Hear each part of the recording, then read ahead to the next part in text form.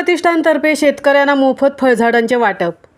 सहयोग प्रतिष्ठानतर्फे पोलादपूर भागातील शेतकऱ्यांना मोफत फळझाडे वाटपाचा उपक्रम रविवार रोजी संपन्न झाला.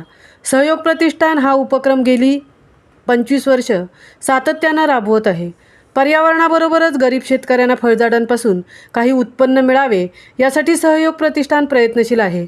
सहयोग प्रतिष्ठान गेली 25 वर्ष सामाजिक शैक्षणिक उपक्रम राबवत असून प्रतिष्ठानमार्फत शेतकऱ्यांना फळझाडांबरोबरच तालुक्यातील बहुसंख्य शाळांना वह्या व शैक्षणिक साहित्य वाटप करून विद्यार्थ्यांच्या पालकांना मदतीचा हात देत असते.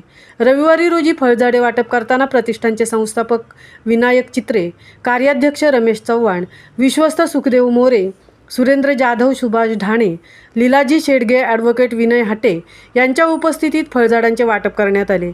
या कार्यक्रमासाठी सहयोग प्रतिष्ठान पदाधिकारी आणि साने गुरुजी विद्यालयाच्या कर्मचाऱ्यांसहित देऊळकोंड, सुतारवाडी आणि कुंभारवाडी गावातील अनेक तरुणांनी, ज्येष्ठ नागरिकांनी श्री महेश साळवी यांच्या नेतृत्वाखाली काही जंगली झाडे उपलब्ध करून उत्स्फूर्त सहभाग घेतला.